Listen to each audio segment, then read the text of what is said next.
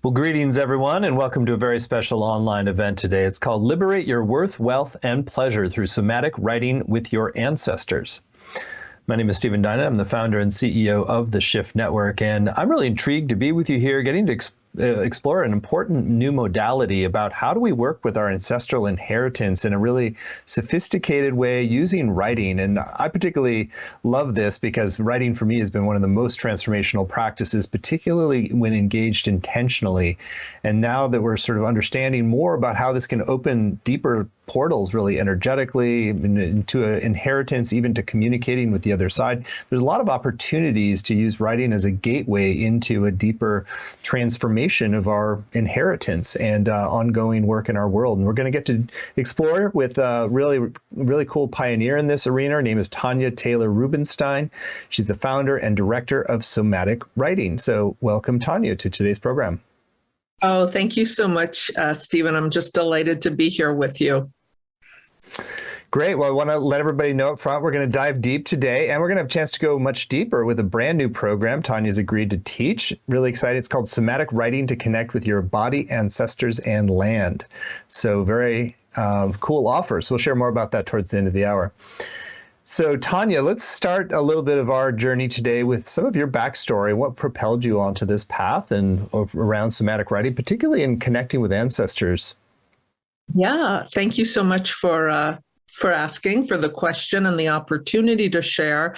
So I've been a writing mentor, a story mentor for 25 years professionally, and really one of those things where, you know, it's been with me all my life. My mentor, who I met when I was 19 years old, was the late Spalding Gray, who was a solo performer. He was a storyteller, and he was very into sort of speaking into the truth of our experience, in including the areas that we've been marginalized around, or even inside of ourselves, parts of ourselves we've covered with shame or whatnot.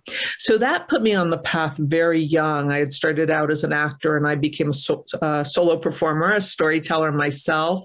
And at some point I started, through a series of sort of my own personal life events, I was called to work with people with cancer specifically to share their stories on stages. After that, I continued to work with a lot of musicians and actors and psychotherapists and people deep into spiritual process, psychological process, to write and perform their stories and books and whatnot. And I put a lot of people on stages to share their stories who'd gone through trauma. So I see myself as a story innovator. Thank you for using the word pioneer about me. Story really is my clay. It is like what I work with energetically to innovate. And I had done this work for, like I said, decades, and had been on my own personal ancestral journey, which I'll talk about more, for about the last 15 years. And at the first summer of the pandemic in 2020, I had moved from Santa Fe to East Nashville, and on a very particular piece of land that had been formerly redlined land, sort of at the height of, after the murder of George Floyd, there was such a push in the country led by Black Lives Matter, this whole cracking open. It was very much in sync with that moment. Land spirit literally came through my body, and a land ancestor gave me the words somatic writing. I was offered the process immediately, that it was writing with our ancestors, with the land and with the body.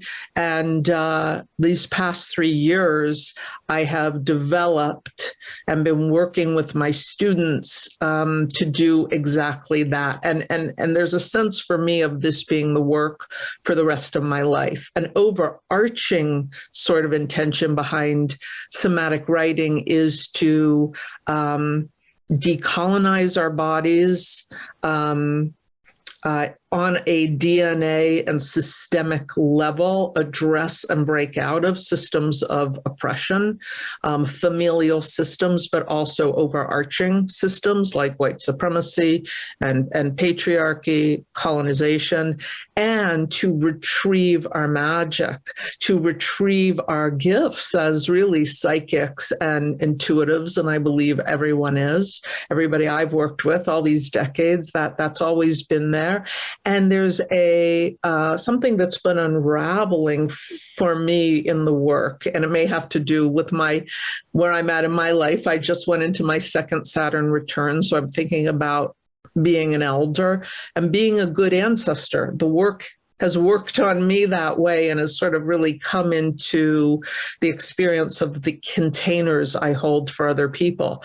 This inquiry, what can we do now to be in touch not only with our dead and in relationship with our personal dead, our mentors and teachers who are the dead, the land spirits as the dead, and even way back to ancient and magical ancestors and timelines and songlines, but who can we become in terms of shifting our own narratives to become future ancestors? Because many people, right, we all grow old, but we don't all grow into elderhood and become ancestors. So that's a little bit about my background and how I arrived to the work that I practice today and will be practicing with your community.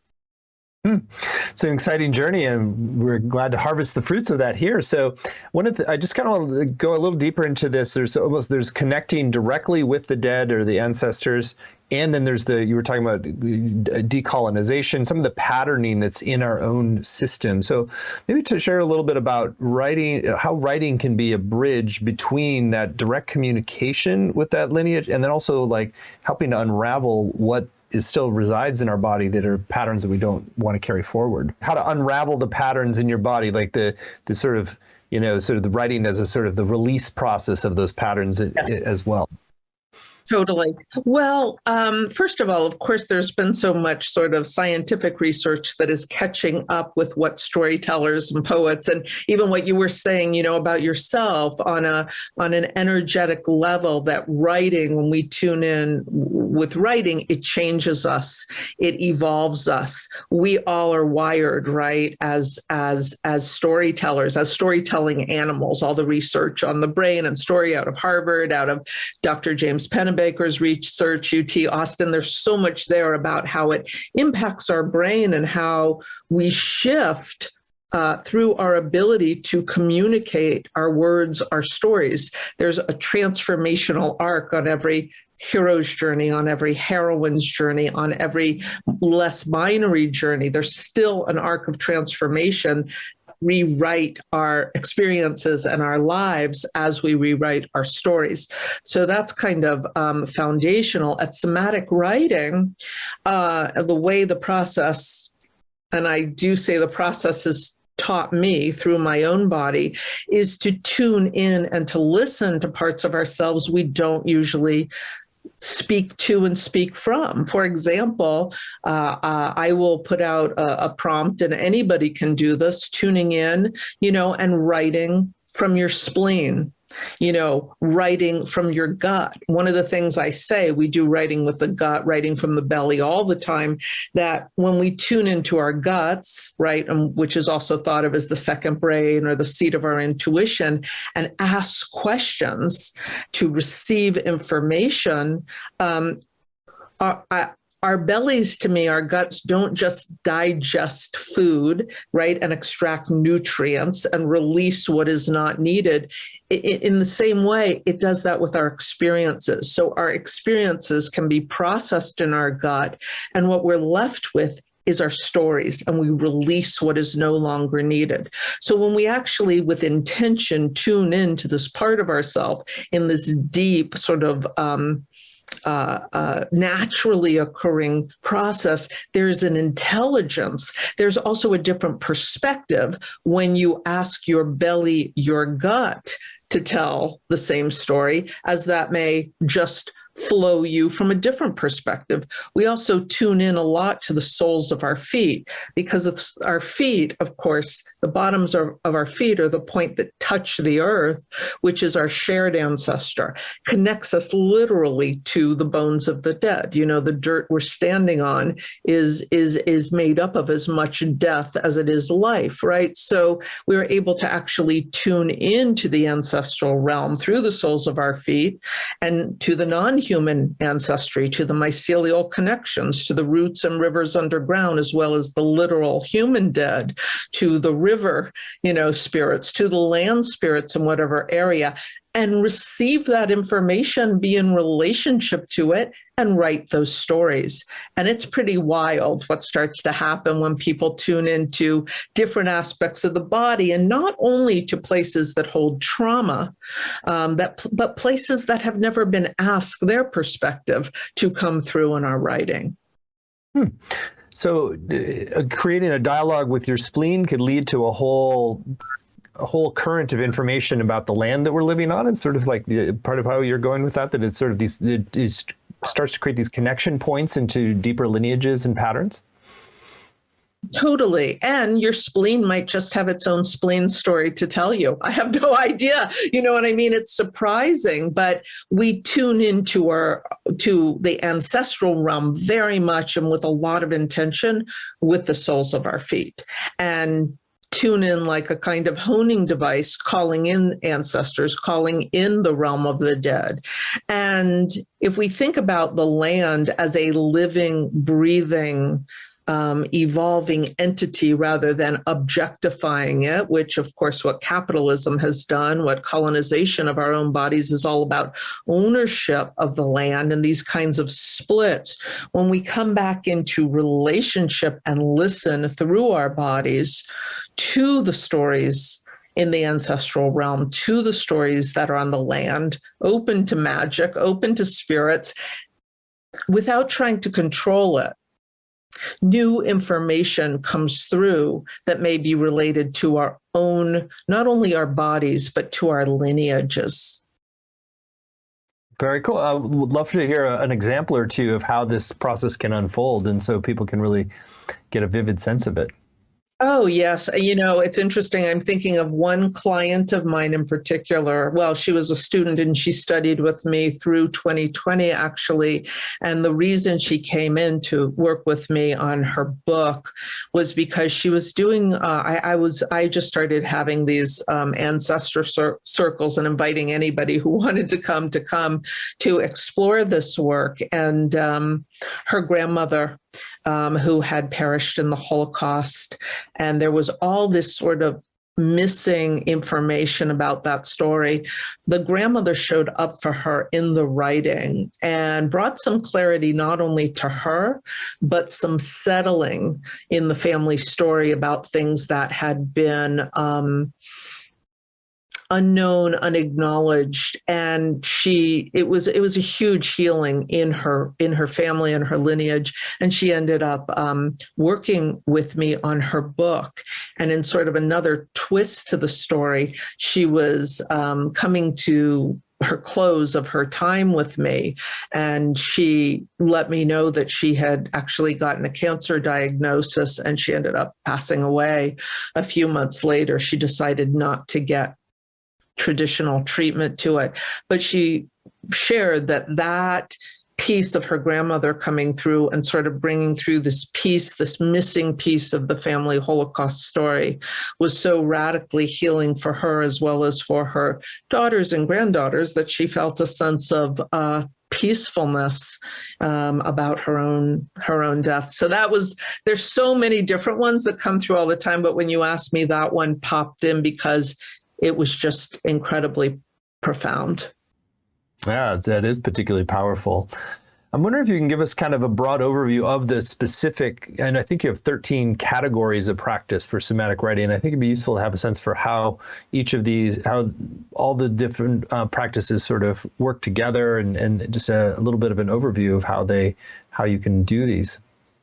Absolutely. So, in many ways, the 13 practices came, as I was sharing with you, Stephen, at the beginning. I mean, the idea of codifying them all came to me from a land spirit at the beginning of the pandemic. But I had lived on traditional Tewa land in northern New Mexico in a very sacred place at the foot of Black Mesa by the San Ildefonso Pueblo for several years. And I had really walked these practices out and didn't even understand what was happening, but the land was teaching me at the time. And I was in doing a lot of ancestral family constellation work. So the very first practice is writing with the ancestors. And that is what this particular class I'll be doing with your community will be focused on. And we'll be focusing it even more narrowly, writing with the ancestors, but focusing on worth, your sense of worthiness, wealth, and pleasure, particularly because those are three things that we can often lose a sense of authentically in all this kind of systemic oppression that we can call back to ourselves. But also I want to share that personally, that's my story, that I was able to call back a sense of deep worthiness, cultivate real wealth, and really be in my body with a sense of pleasure I had never experienced until I did this work. So we start with writing with the ancestors. We do writing with the body, and that breaks out into some different subcategories. We do tuning in and write from our organs. We also do work with the, in the 13 practices around the trauma responses and shame that may be stuck in the body, and tune in and do exercises with them. We also come into relationship with the land on a deeper level, writing with the land. And that can be writing, first of all, with the land we live on, what gifts, what teachings are here for us as we deepen our sense of practice, tuning in to the stories that the land is carrying. Beautiful stories, magical stories, and sometimes also traumatic stories, invisible stories. We can also open in our own ancestry and kind of combine these things to writing to and from our ancestral lands where our people originally came and lived from, and start to track back. That can often open up a relationship to more ancient lineages and more magical ancestors. Opening to, the witches in Europe were originally thought of as, in many different kind of contexts, as the shamans of Europe. There are many different magical ancestors in every demographic of people on Earth, but those particularly of us who came from Europe and with the colonization and with the church, a lot of those bonds were cut. So these practices can open them up. We also do writing with the elements. So we call back, fire and air and earth and water as birthrights of our own body. We write into our relationship with them. We do as above, so below writing practice that really takes us back into our deep storytelling voice. So the 13 practices are actually all came out of the land I lived on in New Mexico, and practices I did there with my own storytelling students for many years. And it was a way that I expanded and opened and deepened my own writing voice. So that kind of gives you an overview and examples of some of them. So how do you know when you start to create a dialogue with an ancestor of the land you're on? Or so maybe share a little bit about the prompting process, or how do you catalyze writing that starts to feel like you're not only making contact, but that you really trust that contact, that it's like an authentic voice coming through, and that you can start to change as a result of that, because you sort of pass the, is this really real or not kind of question? That's right. I think that's such a great question. It's so important. It's important, I think, first of all, to set the right kind of intentions and to treat this work with the reverence sort of the reverence and the awe it deserves, and at the same time we hold it lightly enough to come that it can come through. What I do want to say, though, and what you just said, Stephen, is it's very relationship based. It's not kind of new age. It's not spiritual bypass. People are like, is this just channeling? And I'm like, no. It is really about cultivating relationships, and I would say approach it with reverence and sincerity. And also, I like the word titration. Allow yourself, which means, right, finding the right dosage of something to ease into the relationships. And the other thing that has been critical for me, I always say to my people when I'm doing this work, and when they're writing, I actually do a kind of prayer practice myself to keep the container safe. To hold them very tightly and with great intention. But I always say, be willing to be surprised at who shows up.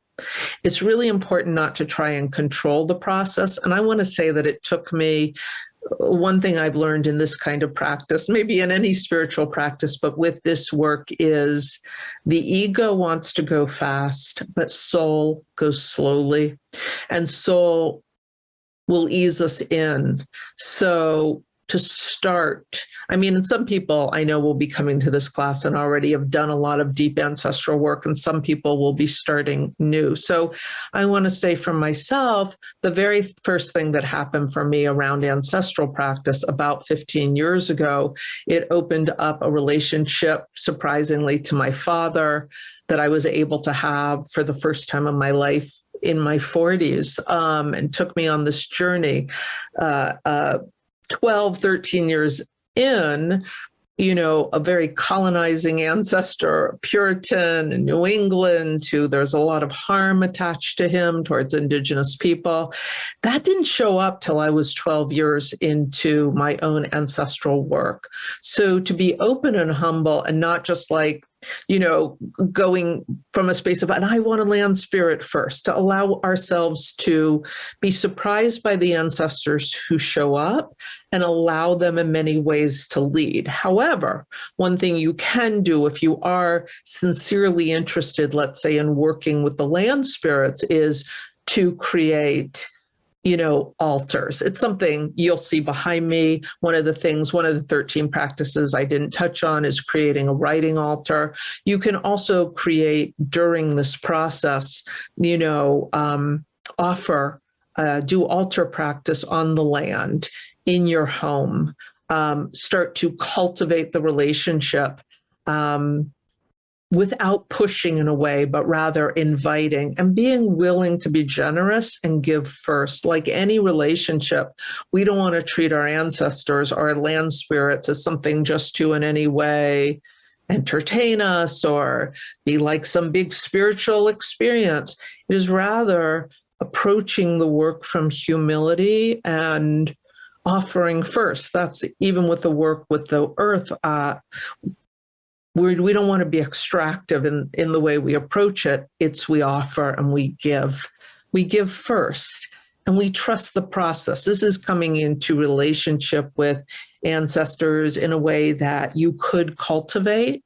I hope many will be inspired to cultivate for the rest of their lives, and bringing other life issues really into the space.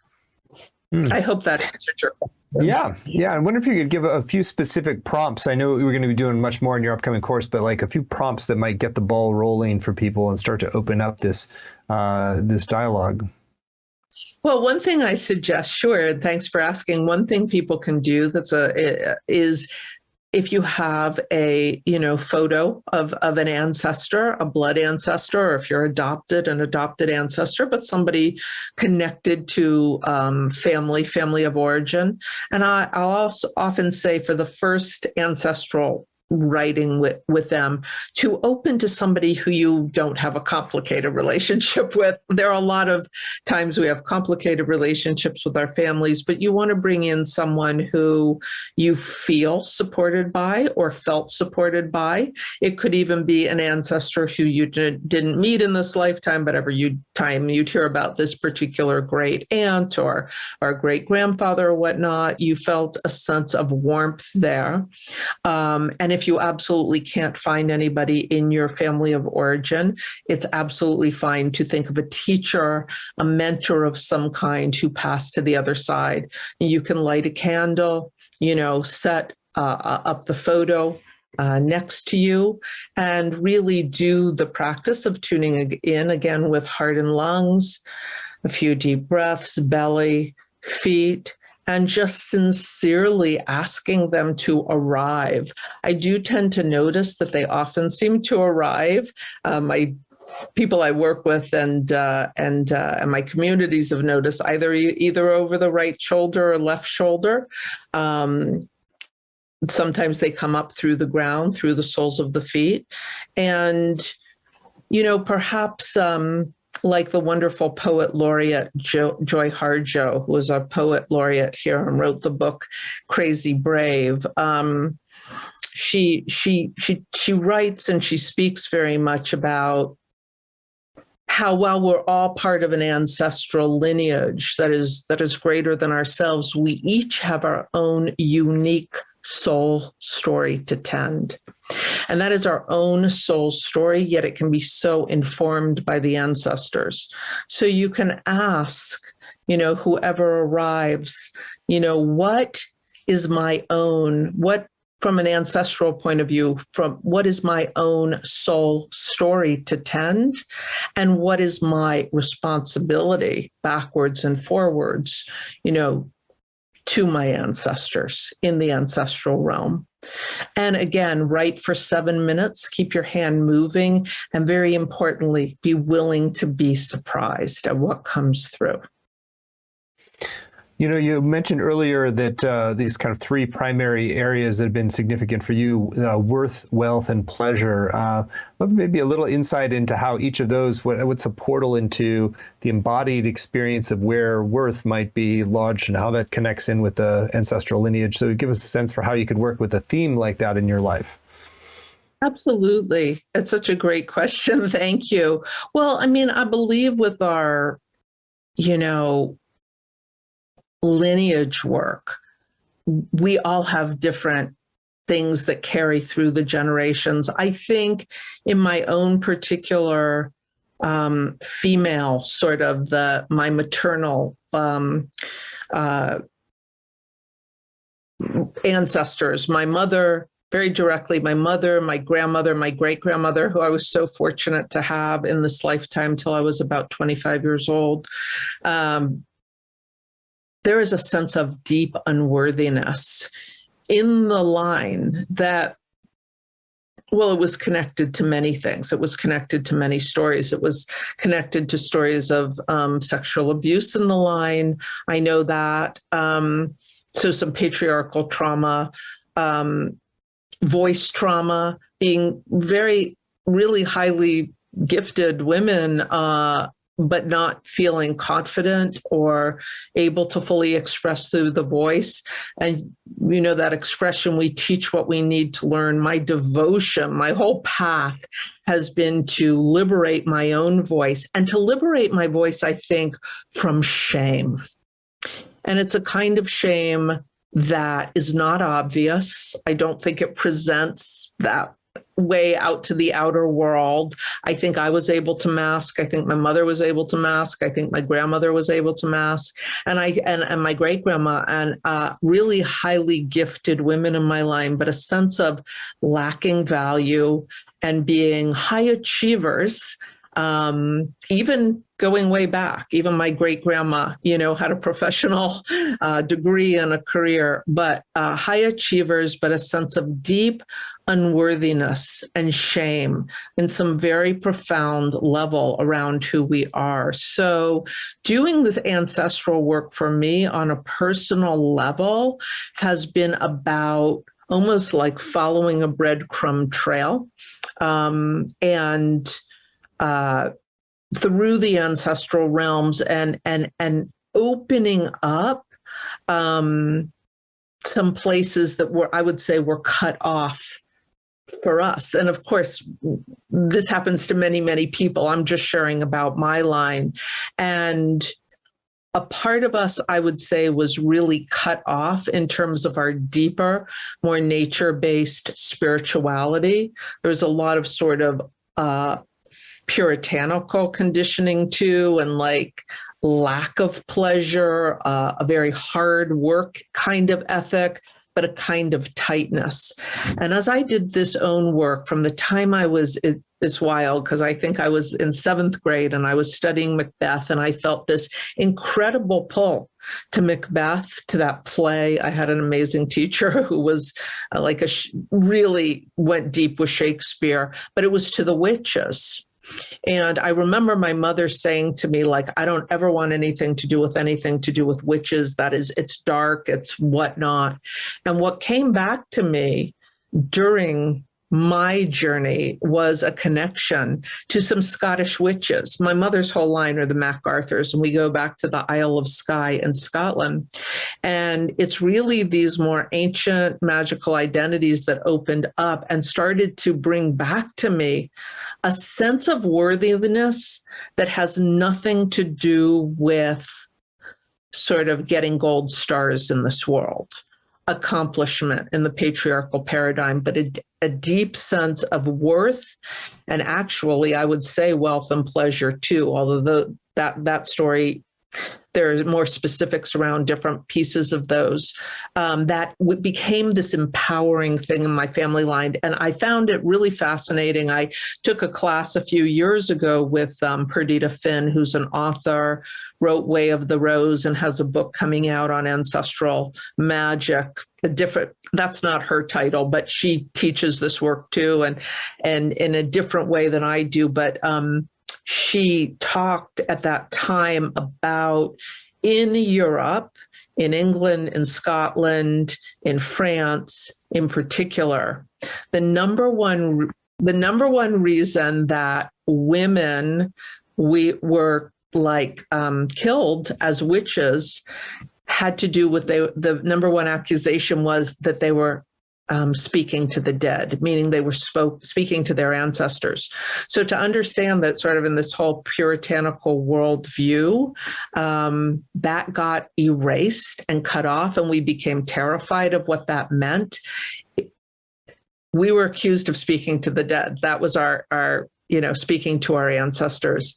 So I found that totally fascinating. I had no idea that was the number one reason for speaking to your ancestors, and really gives a sense for why the power of that could have been threatening to a church structure at the time too, because it's like you're finding a source of authority and information that was beyond the church structure, which is had its vested interest in maintaining that too. So anyway, that's Absolutely. Really cool. That's really fascinating. So I'd love to maybe build a little bit on what you've been sharing. And so how do you, once you start to access more information about a lineage, like you're talking about your ancestor with the Holocaust, and how do you then work with the information that comes continuing through writing in the process of kind of metabolizing it and releasing it?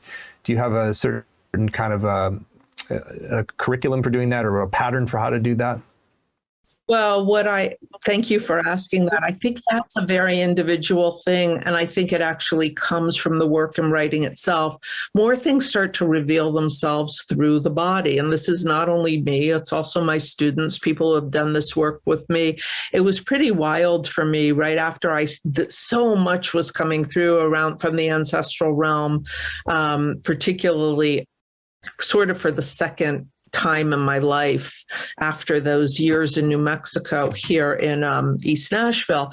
And I would wake up in the pandemic at like 5 a.m. and walk across from my bedroom with my husband to the dining room. And I started walking around my dining room table 11 times. And I mean, my body just started to do these things that I wasn't controlling from doing this deep ancestral exploration that had culminating in writing with the ancestors. And I was doing it all the time with my, with my students and writing myself on all the questions. And it was this ritual that came back to me, and it felt very ancient. And I was speaking with a friend of mine who's a psychic, almost like the psychic gifts had all come back to me, but I wanted that outside affirmation. And she said, I told her what was happening. And she said, oh yeah, that's the portal to your magic. You're being brought to do this. This is the portal. So things like portals start to open up. And I actually started practicing magic, getting more interested in Scottish witchcraft in particular. There are all these amazing practices, in terms of harnessing particularly the earth energy, the tides, and the moon cycles. And I had, of course, as any of us have who've been in spiritual communities like this, I'd been in spiritual communities for 30 years or so in Santa Fe and California and Boulder, and connected to other kind of lineages. But this was different because it was my own lineage. I wasn't learning from another guru. I wasn't learning from somebody outside of myself. I realized how deeply that the inner teacher had remembered and was guiding me. So I started to make land altars. I did buy books and things. I did take that class from Perdita, but it was primarily through my own body. Like, enough writing with the ancestors cracked me open where, I started to know I just started creating altars with fruit and flowers and placing them outside by trees, and walking down to the river in Nashville and making offerings. My body started to know how to pray in a different way. These magical ancient practices connected to the earth. It was like this decolonized, or possibly even uncolonized mind and being started to just be present with me all the time. And that part has stayed. It hasn't gone away. The practices continue to show up. And now ritual is a part of my life, and harnessing the energies that are connected backwards and forwards through time to ancestors whose names I'll never know. But for me, the whole dealing with the witch wound, I didn't know I had a witch wound. I didn't have attraction to witches except in the 7th grade around Macbeth, but I never pursued that. Like, I sort of thought that was weird, to be honest with you, or like not anything I was interested in. I was carrying the same thing as my mother, like sort of stay away from that.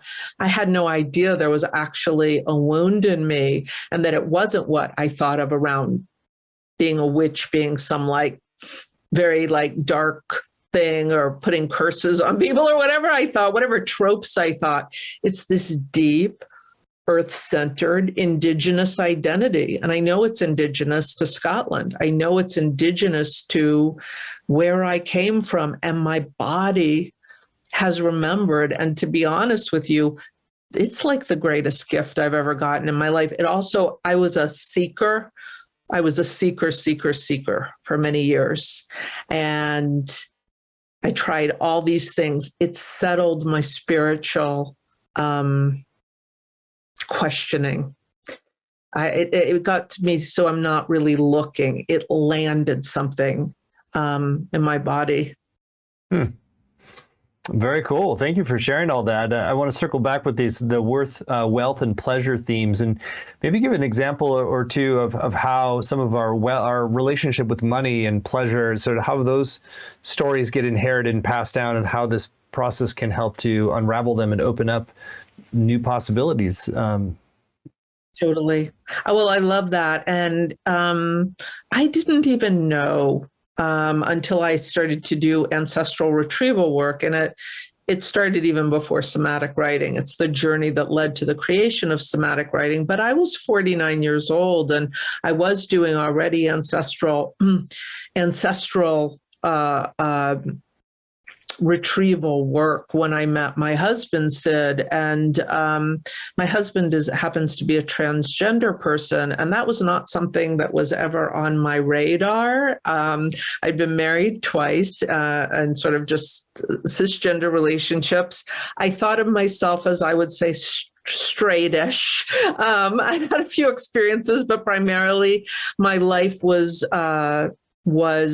very straight. And when I met Sid, and I had been doing already, like I said, a lot of ancestral retrieval, also some of my psychic gifts were open because he had a child who had passed, who was on the other side, who arrived to me. But I had never considered sort of being with anybody permanently or whatever in a longer committed relationship who wasn't a cisgender man. And it was something about the ancestral work I know that had even opened me to that possibility. And pleasure, of course, is not just about sexuality.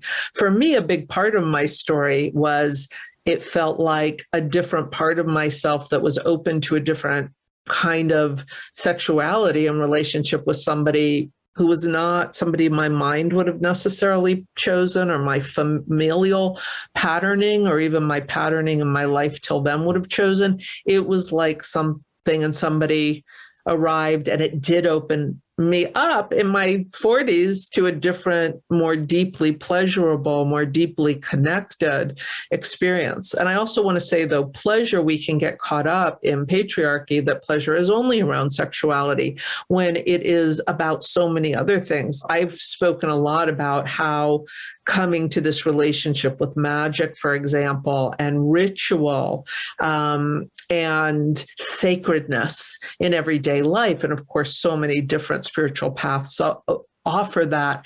It really became embodied for me with this work, and finding the pleasure in ritual, finding our pleasure with food, finding our pleasure in a different kind and capacity for relationships which deepen and perhaps open us up into communities, whether community of artists, community of writers, communities that we didn't see coming. I think all of these things, or different parts of ourselves, can be retrieved. Mine in particular around pleasure was a shift, though, in terms of my sexuality. I think what you said, the word possibility, is the big thing. Around wealth,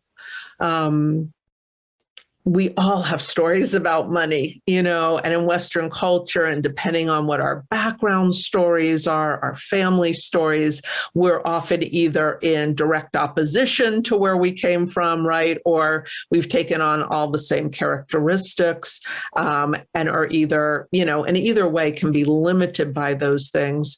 For me, the definition of wealth has expanded tremendously. And yes, actually, financial wealth has been something that has opened for me much, much more radically as I depend on my ancestors, as I actually call in their support around abundance and finances. I call in my daughter's father, who is, on the other side, who passed away, who was a brilliant financial advisor, and like his money and math and the way his mind worked was just brilliant. And he died and was actually unable in many ways to give my daughter and I the financial security that had he not had gone through his own personal struggle, and then he passed away somewhat young and prematurely, that I imagine he would have been able to had he been able to stay in our lives. And so it's interesting that in my relationship with, his name's Stephen also, so my relationship with Stephen now, I ask him to assist us, and he absolutely has, he does, and speaks to me about it. When we open up our relationships with the dead, first of all, we have a much wider network who wants to help us, by the way. That's a big aha in this work too. Oh, the dead want to help us. Why? They don't want to be forgotten. Just like the living, they want to be relevant. They want to be remembered and treasured and cherished. And when we reopen this relationship with them, and certainly sometimes even people who couldn't help us in this life on this side of the veil for whatever reason, illness, mental health issue, trauma, broken relationships, we can open up and deepen these relationships now in a way where the dead will arrive with help, with support, with miraculous connections. That's the amazing thing. And for me, the idea of even what is wealth, right? How can that expand?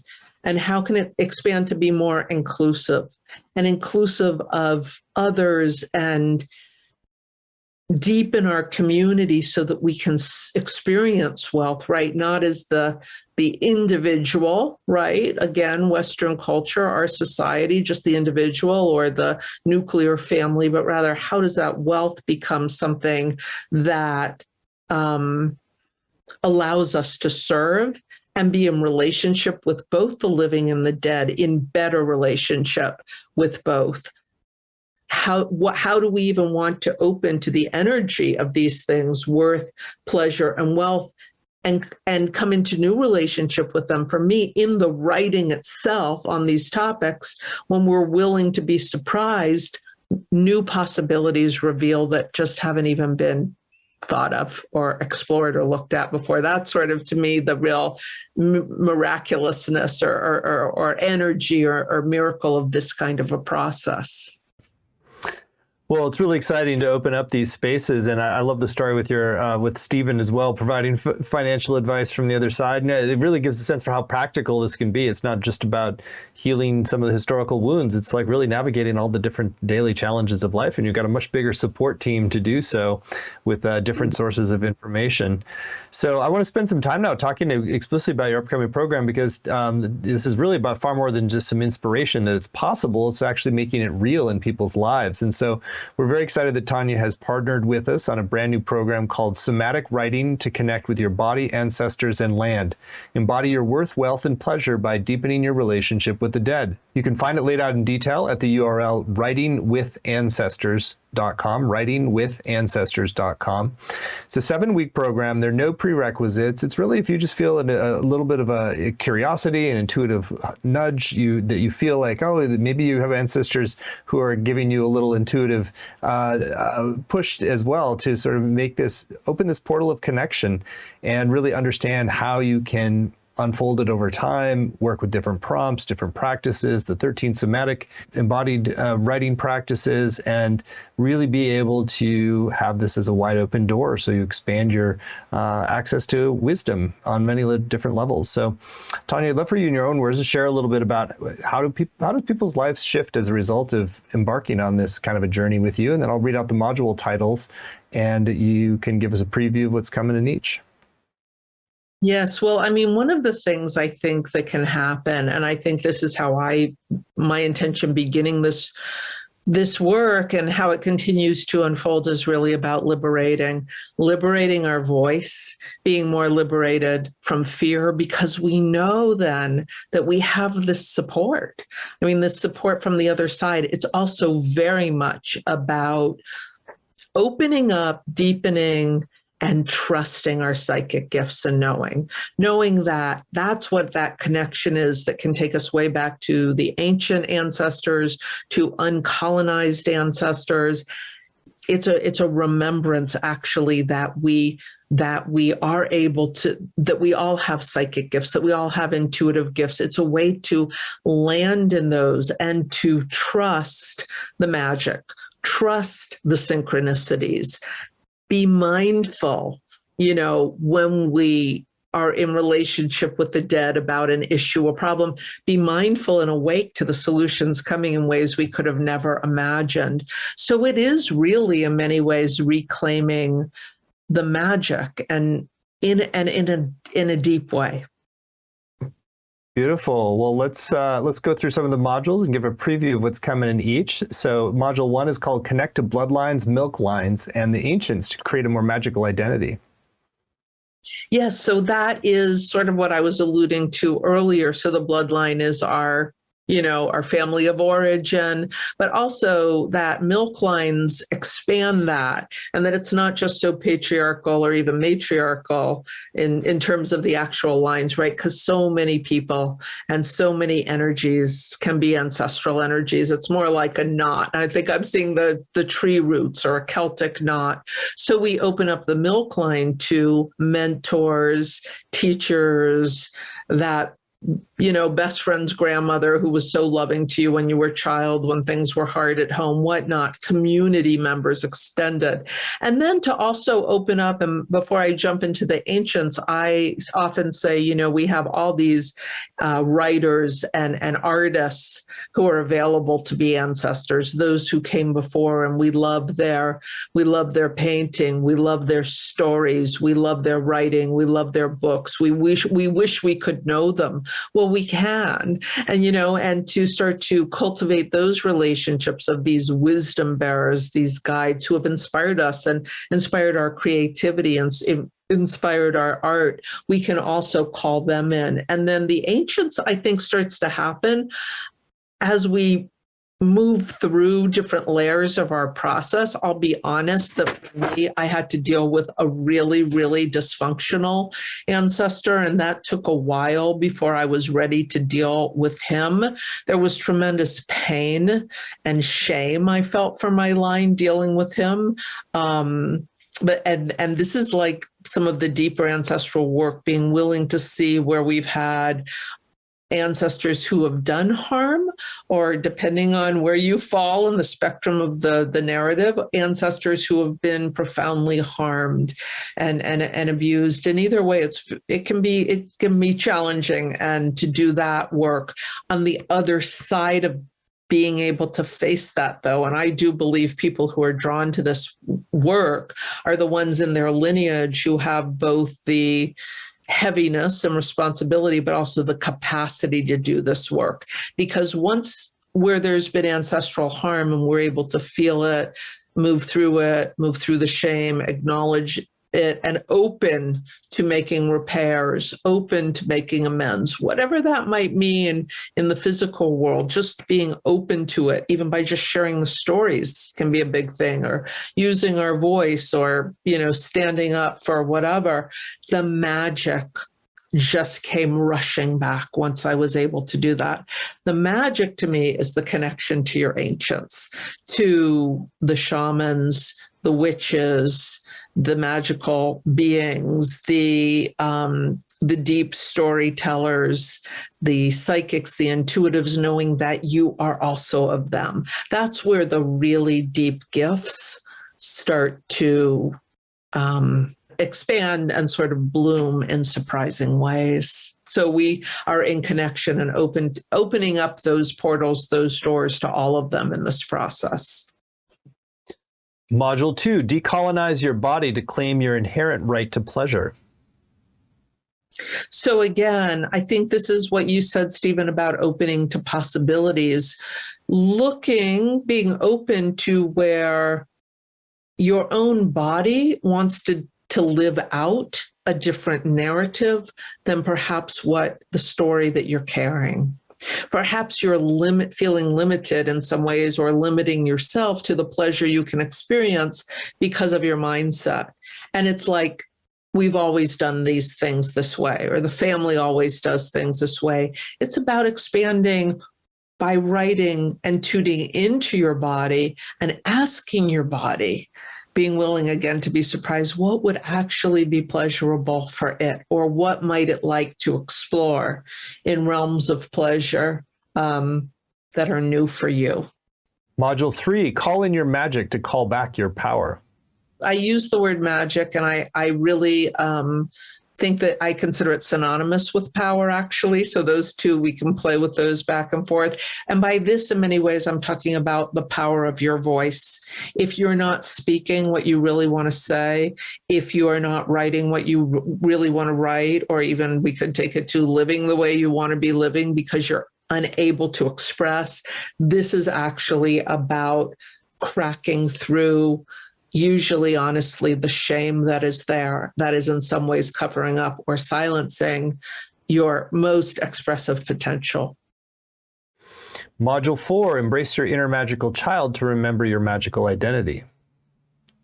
Yeah, this is so fun, and I love this. You know, we talk so often about the wounded child or the traumatized child. A lot of inner child work focuses on the wound. So we focus, though, on the one that has not been wounded, the one that is a kind of spirit child, and tuning back in and exploring where that child is in relationship now to your story, and bringing them into your process so that you're listening to them and their desires. And I want to say here that when people feel that they're looking for their life's purpose and it somehow eluded them, and it's like, what's my purpose? What's my purpose? The magical child who's most deeply connected to your natural gifts can often help really crack open a piece about purpose. Even though I didn't list that here in the topic of the topics, it is something that can really happen with the magical child. Module 5, restore your ancestral relationship to wealth for aligned abundance. Yeah, so this is going to be a deep dive into the stories you're carrying now about wealth that in any way feel limiting, and it goes beyond finances. Even if you feel like I'm very abundant with money and whatnot, how can you experience more wealth? Open your definition to wealth so that you can receive and give and be in reciprocity in a more fulfilling sense for you and your life. Module 6, emergent visioning to embody your power as a future great ancestor so you can heal your lineage. In this module, we're going to open up this portal in ourselves to the part of us that is already an ancestor, the part of us that has already passed from this realm and this body. How do we become an ancestor? We're going to backtrack on that and do a little bit of writing and exploring the things that we do and still have the possibility of doing in this lifetime while we're in this body, so that we can be an ancestor who is remembered by our descendants and celebrated and is revered and is held up in reverence as an elder, as a healing force in our lineage, backwards and forwards. And finally, Module 7, nourish your ancestral connections to weave a new ancient global community story. Well, I think when we do our ancestral story, and we come into this deeper connection with our ancestral power, and we realize our right place in community, and knowing that it goes forward and backwards, we're able to actually, I know this has happened for me in these last few years, end up in a deeper relationship with the planetary narratives, to the bigger stories unfolding, and be able to bring our wisdom around and our embodiment of our worthiness, our wealth of being somebody connected to pleasure in our body, to be cultivating and creating these wonderful qualities in our lives, in our family lives, and with our relationships, in our community, and take that energy out to see how our gifts may want to interface with the larger narratives playing out on the planet, and how can we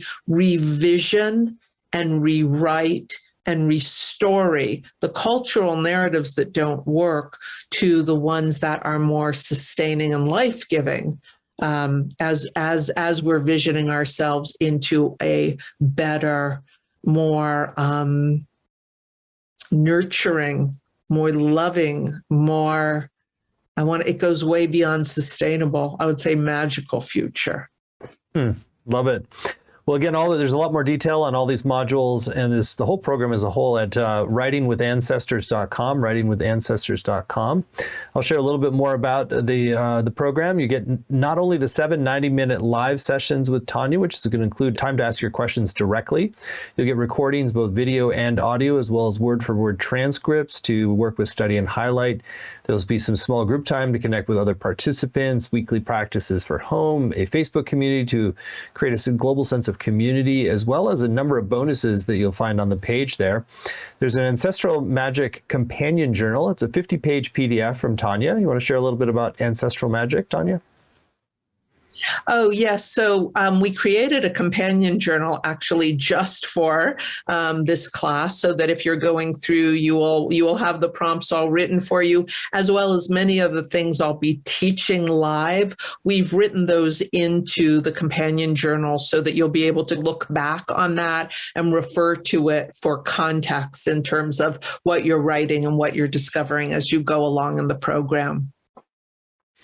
What a great extra bonus. And on the page, you also see a special bonus that you get when you sign up by midnight tonight. And this is called Author Up.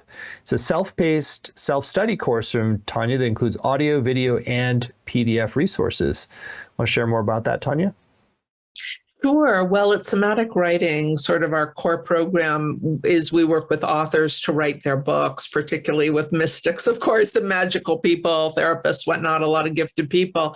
And this is our intro course to a year-long program. So we teach it in 6 weeks, and you're going to get everything that we teach in it. And this is particularly for somebody, if you've been trying to write your book, it is a way to identify your central metaphor or constellation of metaphors that can be a way into the writing, how to write your prologue, and how to write chapter 1, as well as create a living outline process that you can use during these 6 weeks, or going through these 6 modules that'll take you all the way through the writing of your first draft.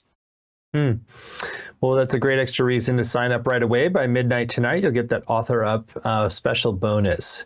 So again, you can find everything laid out in detail at writingwithancestors.com, writingwithancestors.com. And we've kept the investment really accessible for this program. It's just 3 payments of $128, or you save 10% when you pay in full with 1 payment of $349. The course starts on June 5th and runs Mondays at 1 Pacific, 4 Eastern. But even if you can't make the live times, you can still get the full value with the recordings, the transcripts, and the community as well. So there's some great testimonials on the page from people who have worked with Tanya, and you're going to be in great hands. So it's really going to be a powerful adventure that opens a whole new portal to a team of help on the other side, and a way to resolve longstanding family issues and inheritances, and really open to your greatest gifts here in the time ahead. So you can find all the details at writingwithancestors.com, and you're going to be, I think you're going to be very grateful you did it. So Tanya, final minute or so here. Any thoughts that you have that you haven't shared yet, where folks who are considering going deeper into this work with you? Oh, well, first of all, thank you so much for having me, Stephen. It's an honor. And I would say to anybody who's considering doing this process, well, first of all, I'd be delighted to hold space for you and your ancestors. I do believe that if there's a pull to do this work, often people show up into my circles because I feel like their ancestors have brought them there. And if you're not sure about it, but are feeling the pull, I would just say to open to receiving a sign, asking your ancestors, asking your spirits, asking your personal dead to give you some kind of a little nod or a little nudge if indeed this course is for you. And I'd be delighted to welcome you and your heart and your heart's desires into the space to do this work. Well, thank you for that warm invitation, and just the depth of your inquiry in this area and practice. It's really a fascinating area to open up, and I think so much potential to really transmute our inheritance, open to partnership with the other side, and really create a brighter future where we unwind these patterns rather than be unconscious of them and open to a whole template. So thank you so much, Tanya, for pioneering this work and for sharing it today. Thank you all for joining. And if you would like to move forward, you're warmly welcome to do so. And you can get that special bonus, Author Up, when you sign up by midnight tonight at writingwithancestors.com. So thank you so much. Thank you so much, Stephen.